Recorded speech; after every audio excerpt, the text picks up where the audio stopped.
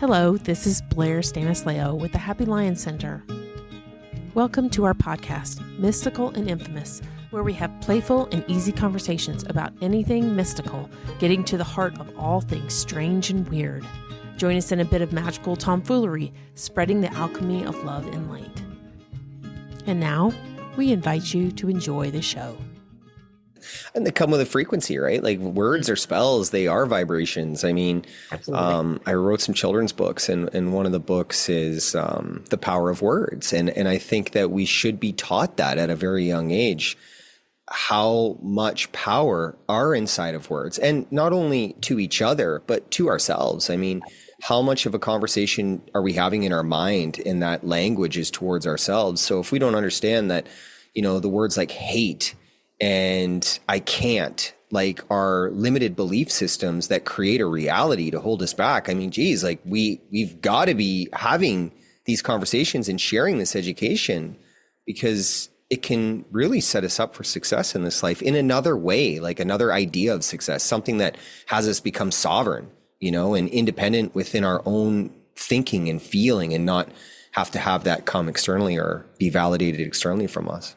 Yeah, I didn't really think about that too much until even really just the last 5 or 10 years, where I noticed, I guess I noticed other things when I was younger. Like I would have friends' parents who I would go over to their house, or they'd be worried about their kid. Like, oh, is my child going to do this bad behavior or whatever?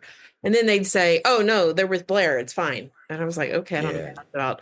But it did have to do with that same kind of thing. I know when to say something and when you just don't say something. It's like picking words is extremely important.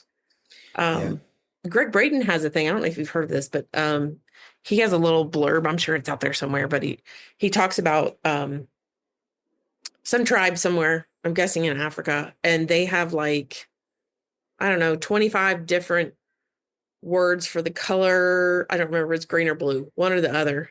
Okay. They don't have a name for the other color, either green or blue.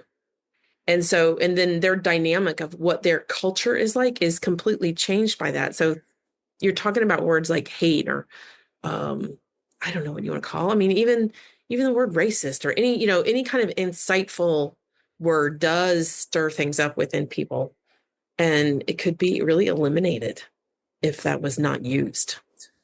Yeah, I think that just understanding, I don't know if we like eliminating them is a good idea, because I think we knowing both sides is very important. I think, like everything has harmony and balance. Just like when people leave their kids with you, they don't think anything about it. It's because you're balanced. Is because you know the negative side of things, and you know the positive side of things, and you also know when and where to use those things. So I think it is important to have a good understanding of both sides. But I do understand what you're saying, like we can reshape the way we are using words and the way we are using labels. I mean, labels is such a detriment to society and to mankind, because we throw a label on something and we have no idea what that is, but we've heard of this label, take addiction or homelessness. We can meet someone and you can introduce them and say they're homeless. Well, immediately you think jail, drug addict, untrustworthy, disrespectful, watch your stuff, like insecurities are all arising all out of this label. And meanwhile, you might have someone in front of you who's been physically or sexually abused their whole life, and they've just been victimized by an immense amount of trauma that they've held themselves in because they haven't been given the tools and the education on how to process it. Like, that's what a label can do. And I think that if we're able to really use words in another way to describe the truth, this world could be very different. I totally agree. So what we're touching on here is duality. Yes. And the spectrum. This is the first time we've met, so I don't know. I'm just going to throw some stuff out there and you can do whatever. Sure. So I recently have been diving a little into human design, and I actually started studying astrology in 2016. Okay. Didn't really know why, but I was like completely interested in it and couldn't get enough of it and so forth. I now know, like, it's in your chart to be able to do that. But I really felt recently like now I know the more of the real reason why I got into astrology is because it was it's background information for human design. And in human design, which is similar or connected to the gene keys, they have these numbers that are associated with a spectrum, very similar to what you're talking about. So like one of, I think it's my personality son. They're two, they call them gates as well. So there's two ends, and they're kind of like, in a way, they're kind of opposites. They're not really opposites, but they're similar to opposites. So mine is like 40 and 37. So 40 is about going inward and regenerating by being alone. Okay. So in other words, I need time to myself. Like this is a huge part of who I am and who I project to the world. And then the other end of the spectrum is embracing community, like family, like the new family, not necessarily what your blood family is, but the people Right. that are around you. So I go back and forth between those two, and that's what happens as people go through those gates. But in terms of it, I also want to touch on, like you were talking about choosing the specific words, and there is a limitation with language. So how do you get around the limitation of language to really talk about the ideas? We were just talking about that before I hit record a little bit, but. Well, the avenue around a limited set of words is action. Actions always speak louder than words, and they are a language. What you do, you may not have all of the words that you need to describe what you want to say, so just do what you want to do. You know what I mean? Say what you mean and mean what you say, and do what you say. Like, I mean, that's the main thing about it. I think all of us can be really held by our actions in this life. Words are kind of a limited way of talking about things, because there's many things that have a lot of power within them that really don't, demand such action. And something that comes to mind is religion. Like religion is filled with words, but all of religion was built off of one man's actions. Let's talk Christianity for the sake of having a conversation, or even Buddhism. I mean, Buddhism was built around one man's action. Buddha, we have Allah within the Muslim teachings. They're all built off of an individual's actions, yet they seem to come with so many words to describe a very simplistic experience, and one that we all have the capability of acting in our own way in our own life, because I don't believe we need followers in this life. I think we need leaders. But I think the reason we lack leaders in this life is because we lack an example of what we can lead our lives by. You look at the youth and people today, they're just so misled by what this idea of success is. Celebrity, money, CEO, materialism, these work, be busy all the time. It's just an illusion, or it's just a one-sided perspective. But then you have this huge thing called religion that many people are attracted to, yet the whole fundamental of religion is to take action in your life, to help your brothers and sisters, and to remove judgment, and not to live in fear, but to live in love. Yet society's translation of those words is very different from their action. Yes. And depending on where you live, that religion is not necessarily mandated, right? Or it's it's not one religion. But my thought about that is, like, it is about action, but it's more like almost like the feeling is a huge part of it. So what do you think the sole purpose is of like life in general? Love. It's love. It's love and it's connection. That is the purpose, because we are all one, and we're all part of this same collective. We're just individualistic within an experience.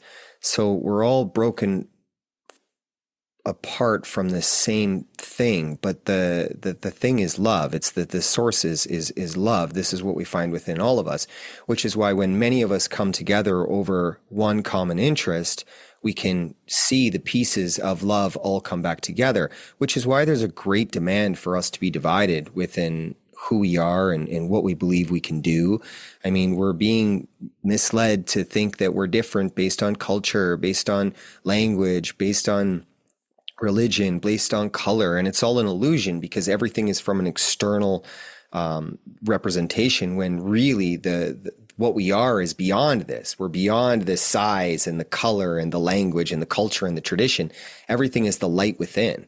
If the light within has been taught how to love and understand what love is in that shared connection to other pieces of love, the world changes. Everything changes. So the sole purpose is for all those pieces of love to remember that, to remember where they come from, and to move through the density of the energies of the difficult experiences. Many people are just held back by the inability to be seen or to be heard or to find value within their story of, maybe being brought up poor, or their mother left or their father left, or they weren't loved. So they hide from that story and they create an identity that they display to other people that has other people accept them for that identity, not their true authentic selves, which is where we disconnect from ourselves to begin with. So our purpose begins with us navigating our difficult experiences and really finding the education within it to share with other people. And that connects us to love and to each other. It really helps us find what's really meaningful in this life, not money and materialism and, these labels that society places on us. It's actually within our story. It's all the education that comes with it. So interesting. You said that about essentially we're separating. We as all one separate parts of ourselves to then remember that we are one again, right? Through what you're saying is through the lens of love, which I agree to. But let's speak a little bit, because I think you probably have some experience of this, working through those traumas, because a lot of times I just talked to a friend yesterday who, I think it was yesterday, within the last 2 days, who is at a really, really, or was at a really, really low place because she just realized some of the experiences that she had in life that were extremely horrible. She had completely blocked them out of her memory. She was actually shown this stuff in a dream, and they were really horrible things. Now, I don't know what your experience is, but my experience is if the person is not really ready to see whatever, they won't get shown it. Like, they just won't see it. So just the utter fact that she actually saw that in her dream, what was happening, is a testimony to how brave she is and how ready her soul is to work through those traumas. But in that moment of, it feels like it's right before you have the breakthrough, but that moment of pain, or it feels like torture or whatever you want to call it, right before you start to get to that recognition, either of oneness or love or whatever is your next step. What is your experience with that? The moment of, I almost feel like it could be represented in, if you're addicted to drugs and this particular drug has this very dramatic withdrawal process, almost like that withdrawal process where like you feel like you're physically dying. And with a drug, it might be actually a physical experience, but it doesn't always have to be that. It's almost like that for trauma anywhere. Yeah, of course. As an individual who did experience 23 years of using heroin and all the drugs, and like 16 years with a needle, I mean, I know all about withdrawal, but withdrawal was at the time a very difficult teacher, but now it's a very wonderful teacher to me, because you're exactly right within your example. Humans that are not using opiates or drugs that demand them to be used, what the body is reacting to is a disconnection from love. Mm-hmm. So like, this is the power of love. We think as humans, like, love comes from another individual as a feeling. And yes, of course, we can share love with another individual, but we cannot share love with another individual authentically, honestly, and openly unless we first understand what it means to love ourselves. Yeah. And this is where we feel these emotional body responses to trauma. So the body is stuck in fight or flight mode. And it's because of this, our nervous system is obstructed. So the calibration that can take place with using the energy of love, like through self-love and self-care applications, it is the medicine. We all possess the medicine. You don't need to get these synthetics externally from us, like the healthcare system dictates that they have our best interests at hand, when in reality, what that does is it obstructs the vibrational frequency to even heal the body, like have the body heal itself, because we possess everything that we need. We just really have to understand how to use it. So, with myself, for example, I woke up from a 23-year journey in a jail cell because I surrendered my life to Jesus is what happened. But the interesting thing with those words, again, with words, came great intention. I was homeless for years, and I'd lost everything. I wasn't a bad guy. I wasn't a bad person. I just didn't love myself, and I didn't have the language for that. So I had lost love. I'd lost my children. I'd lost, a couple of women that I was with, the houses, the materialism. I lost everything because what happened was I lost myself. Now, you don't have to be a drug addict. You don't have to be homeless to lose yourself. Many, many, many people are losing themselves, and we call this mental health. So mental health is a wonderful label to just really put people inside of boxes and prescribe them medication for a disconnection to love, because we don't talk about love in this life. But I was so grateful to speak those words, I surrender my life to Jesus. But what I did was I aligned with the frequency of love. It never dictated me to go and study the Bible and go to church and preach scripture on the street. What it showed me was that my action would speak louder than words. And I had an example of how I could lead my life. So the only thing I really took from that entire experience of surrendering my life to Jesus was to look at Jesus as an example. And here I knew there was a man who didn't have nothing. He wasn't a king. He wasn't this living in this castle somewhere. He was a man with nothing. But he cultivated this thing within himself that he could go into places with less and where there were sick people, and he could heal them using his energy. So that was something that I could comprehend and I could understand. So for the first time in my life, I had understood what love and peace could do if I was willing to become a student on how to learn it. So in that jail cell that day, I became a student of love. And that was almost 5 years ago. And it has been my pursuit to understand like this application of love. And today, here we are, like 5 years later, I have 2 companies. I have a beautiful wife. I have all of these wonderful things. But the thing I'm most proud about is the love that I have for myself, because I took action to understand tools like boundaries, forgiveness, gratitude, honesty, authenticity. These are the tools that we need to really navigate our trauma and see them from a place of happening for us rather than to us.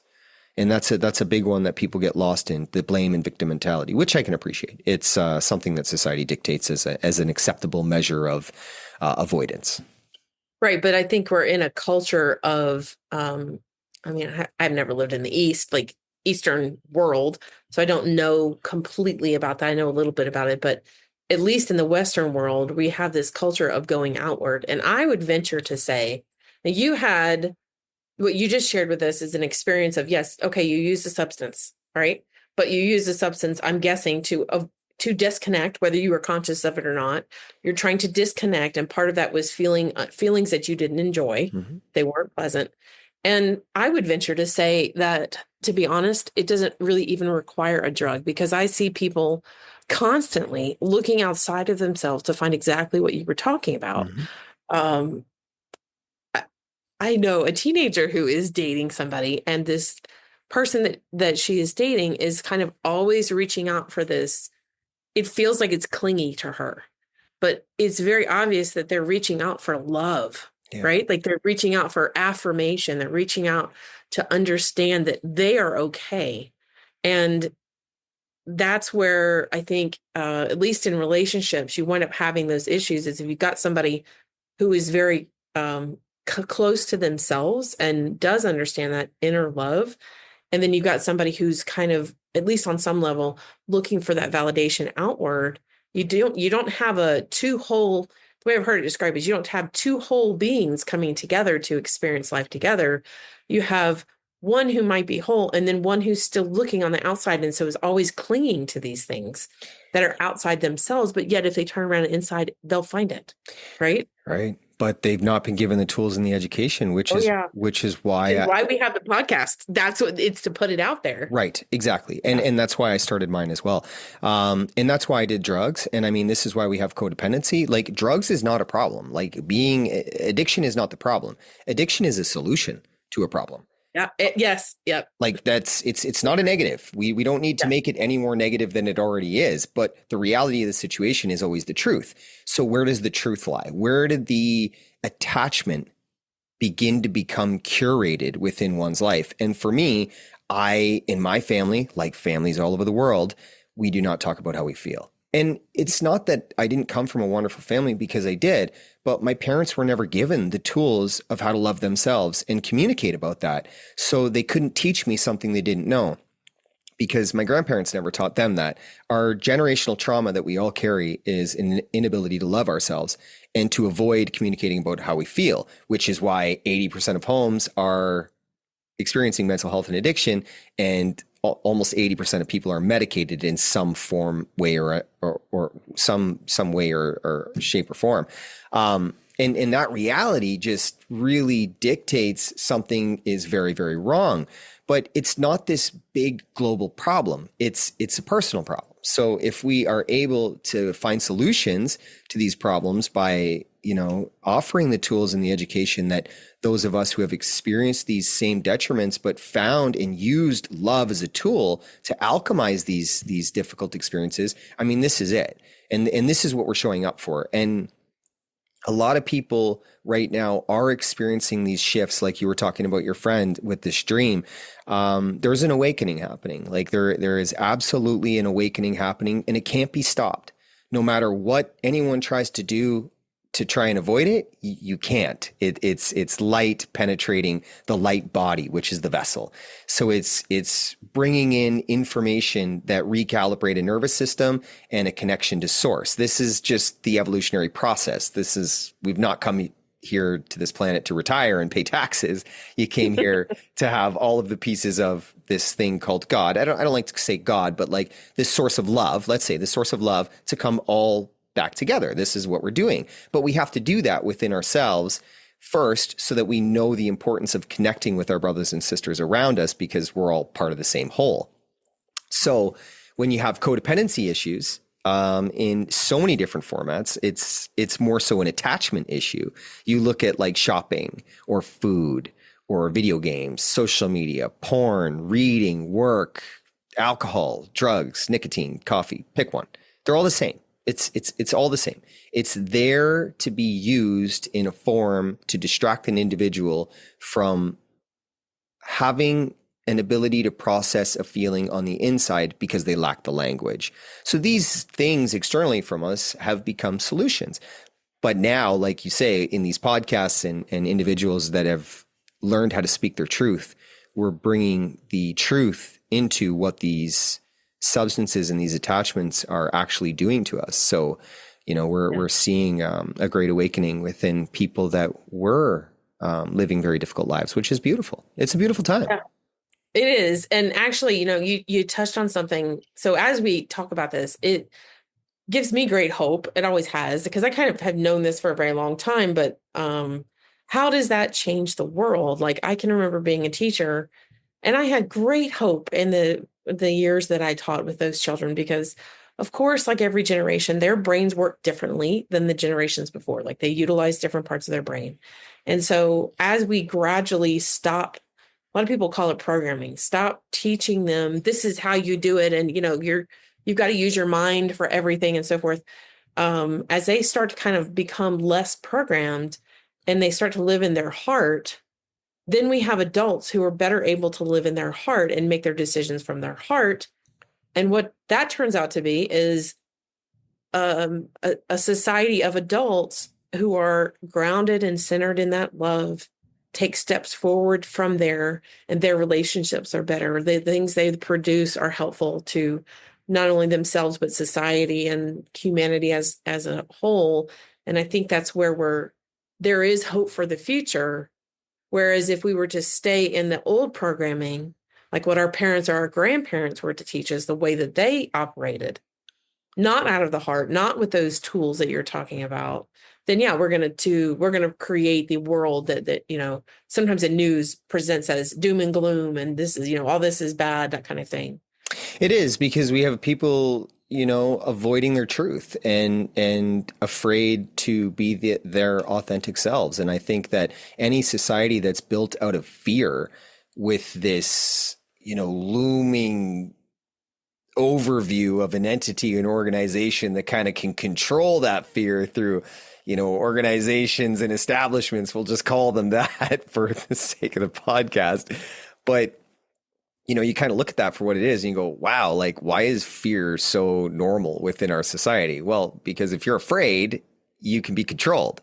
And yes.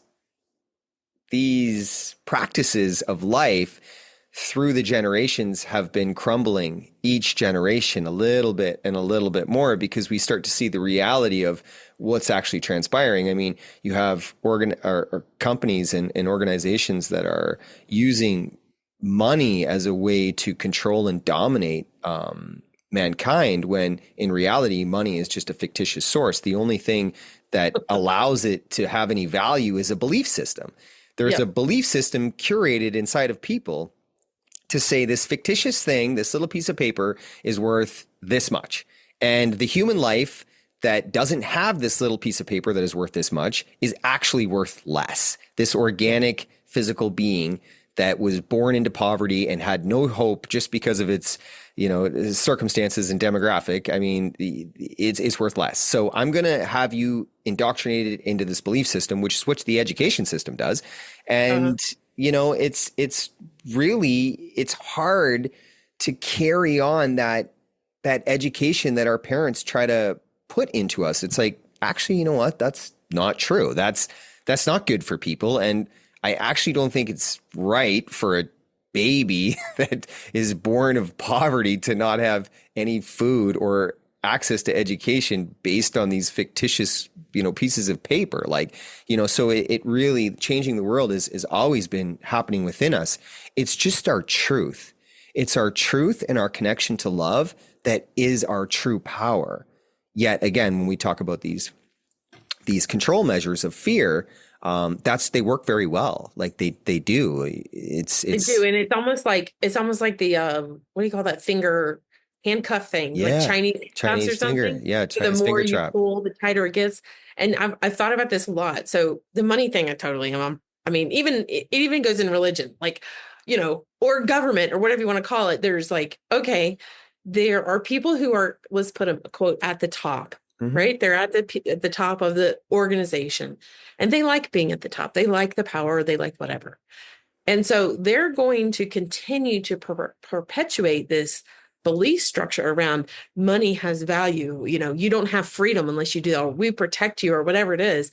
Right. They're going to continue to perpetuate that because it keeps them there. So if we can get the people who are in those positions to connect with the message of love, then we're going to have, I think what we'll have is like mass changes throughout the world, because if a leader is able to go into that space of self-love and project that out to other people, then there's a sense of safety. Others can kind of get into their heart space and kind of live from that place. But that's the interesting key, is like, how are we, I'm really interested to see how this is going to play out. How do we go from this paradigm of these little pieces of paper or some kind of value based on something, and all of these structures around what makes you valuable, what makes you not valuable.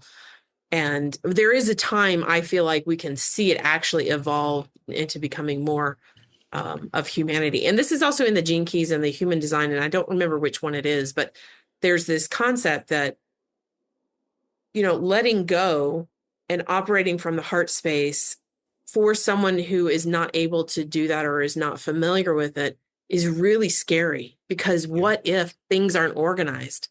But in reality, if you really just led from the heart space, you'll find that there is complete organization. There is complete they're structured, that things will flow and things will work. The most important thing there is when we're leading from the heart space is balance. And Yeah. you don't really have to worry about chaos externally from you because you're recalibrating the chaos within. So when we operate from balance, we find ourselves in communities and environments and in conversations that are balanced because we understand this frequency within ourselves. So the fear will cause chaos within the nervous system and within the mind to believe that nothing can be organized because we are not organized within ourselves. So this living from the open heart centeredness really comes from an understanding of balance. And we really have to have the light and the dark, or the difficult experiences and the blessings, to calibrate that balance and have a perspective of both. It's very important, just like with words. Mm-hmm. That being said, we need not look to the leaders that are currently in place as they live from an egotistical standpoint. And the amount of work that it would take to undo a lifetime of being told that you're more and then you're better and that money is the power tool of control that we are in possession of is a long process. One that an individual can move through at its own speed with its willingness. But where we're moving in this new earth is looking to indigenous cultures, indigenous teachings.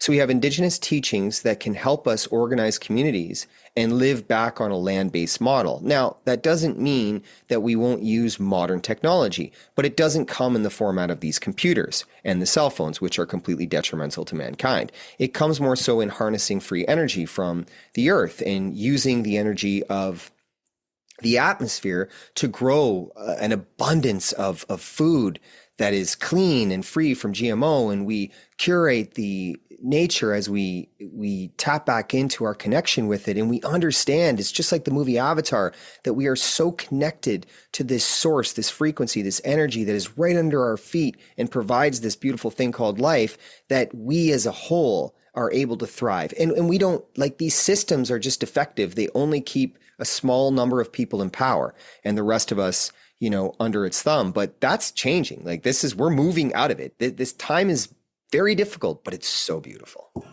Yeah, it is really inspiring, I think. And it leads to a lot of hope, I think. If people can see past, which I think is one of the reasons why pretty much everybody who's on this path stops watching the news. Yeah. Because that's what those programs are just that is just like beating it into your head. And even as a person who's on this path, when I go out into the world and I'm around other people who maybe they're not on this path or whatever, they don't get it, right? It is still sometimes very hard to be like, okay, well, let me tell you this thing. And, there's this huge fear of, I think a lot of people experience where you're going to be called crazy. I mean, that's a legitimate fear because within the structure, there is a potential. I mean, I have known people, you see it in movies, you get labeled some kind of mental disability or mental condition, and they're going to look you up, and then you have no ability. And if they feed you with drugs, it's even worse. So they're very real fears. Right. But we have examples, like, let's say, I'll take one that most people can understand, is like John Lennon. Like John Lennon was killed for his action. The man was creating a movement, regardless of what we saw with a man shooting him, reading J.D. Salinger's book, like The Catcher in the Rye. That's a narrative that was created. But the reality of the situation is John Lennon was creating a movement. People were beginning to stand up against the military based on a man's actions through his words. So we all have the same ability to become these examples. So I look to these guys like this, that are willing to step out of line, and really take back their sovereignty and stand in that and stand for what you believe in. But it doesn't come through the avenues of aggression, intimidation, and violence. You become an example of love. And, I'll walk into some rooms. Like, I mean, I work with addicts here all the time on the street, and I can walk into some very dark areas. But because I have this love for myself, it changes the room.